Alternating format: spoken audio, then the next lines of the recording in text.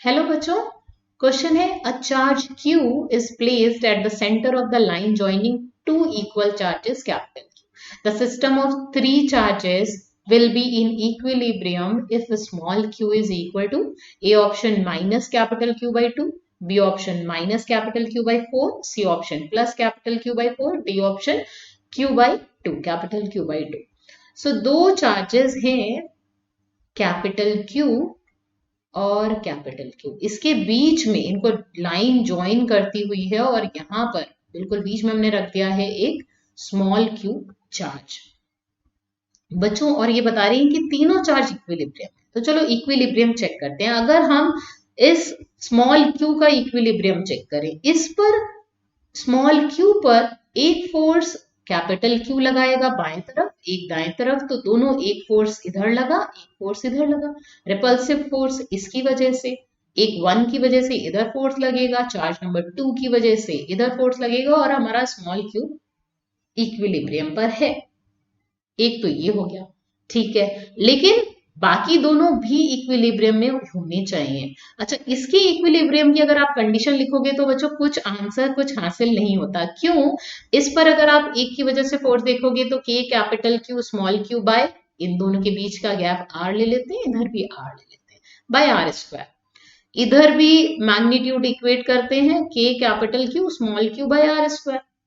ये दोनों इक्वल हैं, ऑपोजिट फोर्सेस हैं, लग रहे हैं, इससे सब कुछ तो कैंसिल हो रहा है, आंसर नहीं आता। अब हम चेक करते हैं चार्ज नंबर 1 पर क्या हो रहा है। ये भी इक्विलिब्रियम पर होना चाहिए, ठीक है। सो चार्ज नंबर 1, ये कैपिटल क्यू चार्ज है, इस पर पहले स्मॉल क्यू की वजह से फोर्स देखेंगे और कैपिटल क्यू नंबर 2 की वजह से फोर्स देखेंगे। तो सबसे पहले ये चार्ज नंबर 1 पर 2 की वजह से फोर्स किधर लगेगा? रिपल्सिव फोर्स है तो इधर लगना चाहिए, ठीक है। और इसका मैग्नीट्यूड कितना होगा? के कैपिटल क्यू बाय 2r का होल स्क्वायर। ये किसकी वजह से फोर्स है? इस 2 नंबर चार्ज की वजह से फोर्स है। स्मॉल क्यू कैसा होना चाहिए जिससे इक्विलिब्रियम हो? बच्चों ध्यान दो, स्मॉल क्यू अगर पॉजिटिव हो गया तो इसकी वजह से भी फोर्स इसी डायरेक्शन में आएगा और हमारा फोर्स बैलेंस नहीं हो सकता, क्योंकि दोनों फोर्स एक ही डायरेक्शन में लग गए, इक्विलिब्रियम आएगा ही नहीं।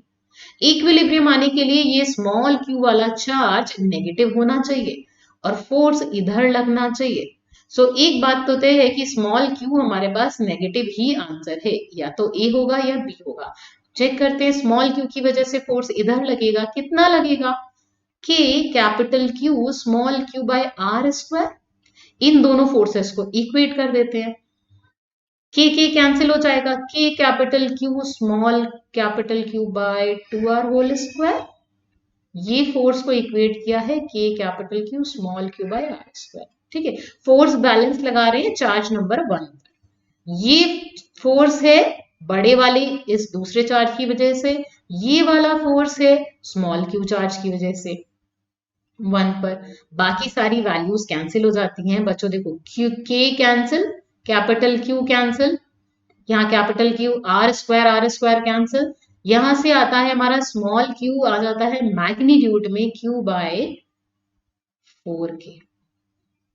ये जो वैल्यू आई है ये मैग्नीट्यूड है। क्यों मैग्नीट्यूड है बच्चों? यहाँ पर हमने ये दोनों मैग्नीट्यूड इक्वेट कराए हैं, है ना।